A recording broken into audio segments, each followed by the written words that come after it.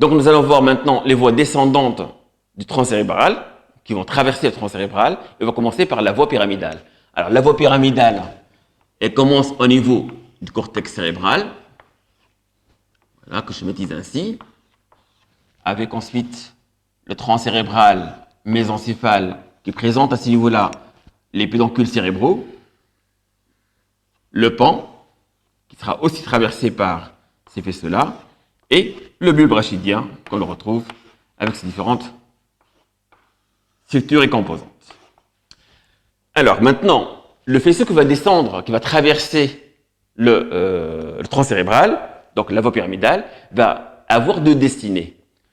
Soit il va contrôler la moelle épinière, soit au même titre que la moelle épinière, il va contrôler aussi les noyaux moteurs du tronc cérébral.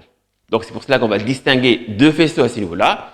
Un faisceau qui est destiné à la moelle épinière, qu'on appelle le faisceau corticospinal. Donc pour cela, il va occuper la partie moyenne du pédoncule cérébral.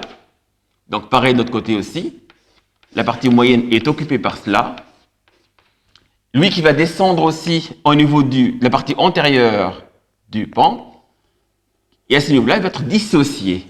Dissocié par quoi? Dissocié par ces petits noyaux qu'on a vus tout à l'heure, qui vont constituer les noyaux propres du tronc cérébral, propres du bulbe plutôt. Ah pardon, les noyaux propres du pan.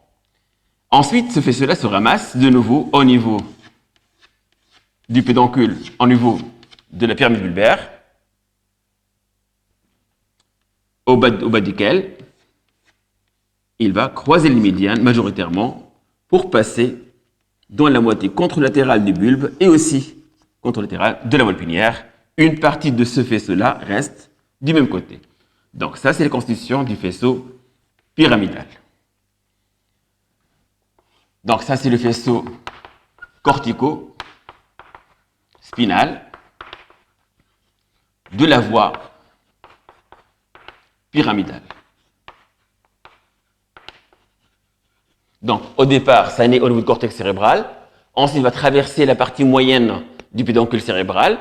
Par la suite, dans la partie antérieure du pan, il va se dissocier par la présence de ces petits noyaux propres du, je baptise en vert pour le distinguer, du pan, donc le noyau propre du pan. Et il va se ramasser encore plus au niveau de la pyramide bulbaire. C'est lui, en fait, qui constitue la pyramide bulbaire. Et en bas de laquelle, il va croiser les médianes pour passer de l'autre côté, majoritairement du fait qu'une partie reste du même côté, et donc elle va constituer ce qu'on appelle le faisceau corticospinal direct, alors que l'autre, majoritaire, il va constituer le faisceau corticospinal croisé.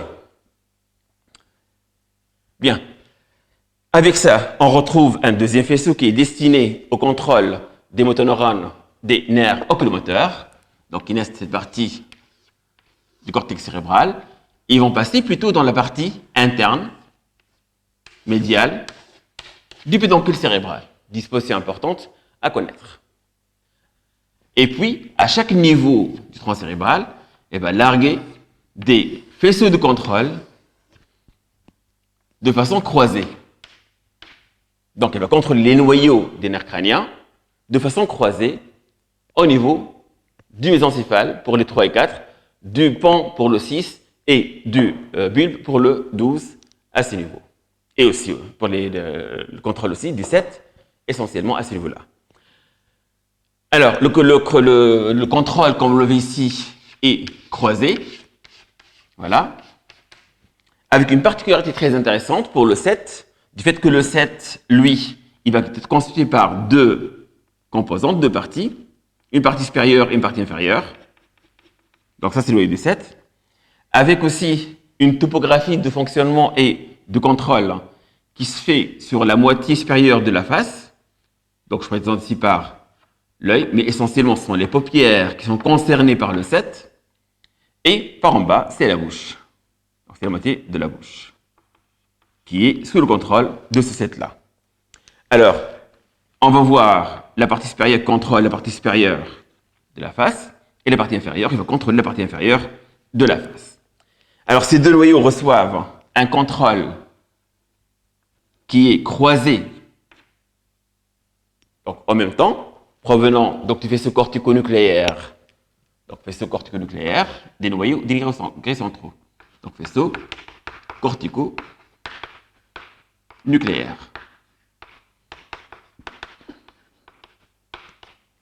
Voilà.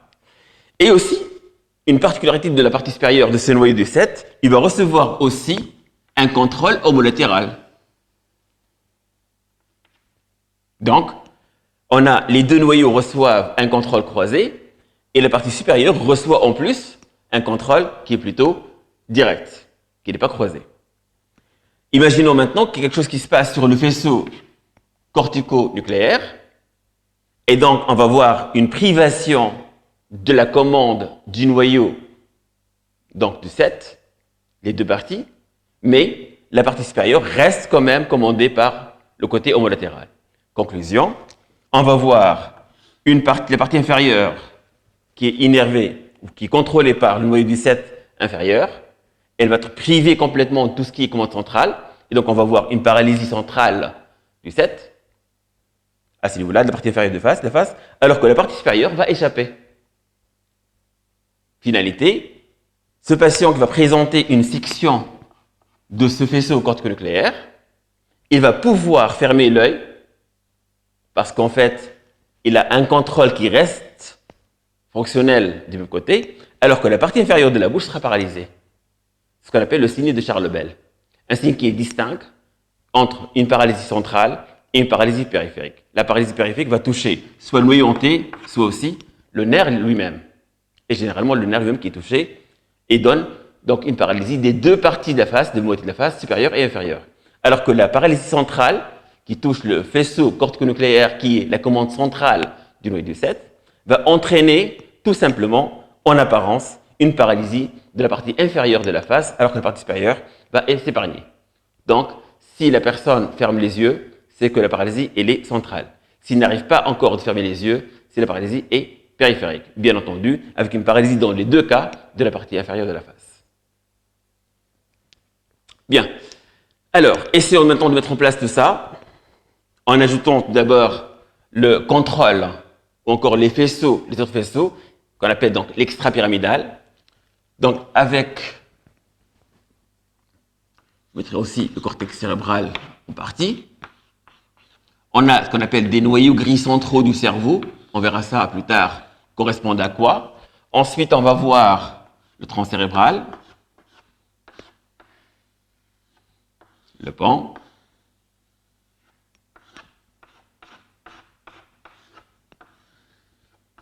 et le bulbe. Avec aussi, à ce niveau-là, on retrouve le noyau rouge du mésencéphale, avec la substance noire que je schématise ainsi. Aussi, on retrouve l'olive bulbaire,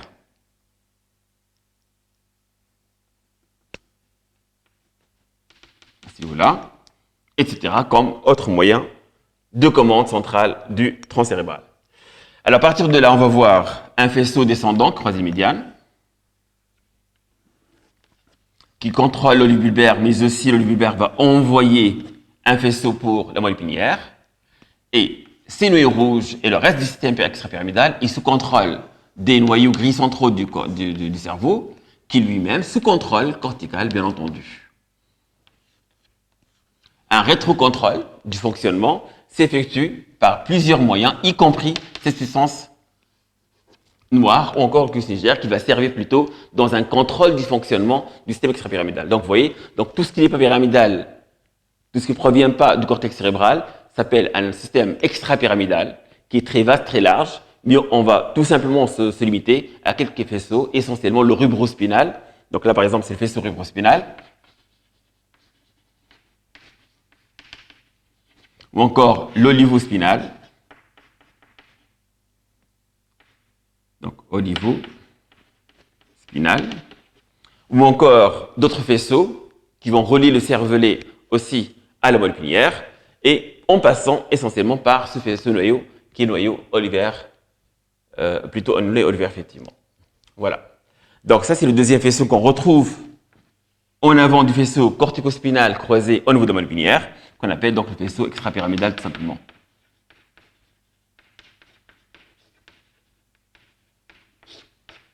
Donc, pour des raisons didactiques, on va l'appeler tout simplement un faisceau extrapyramidal sans spécifier ses composantes. Voilà.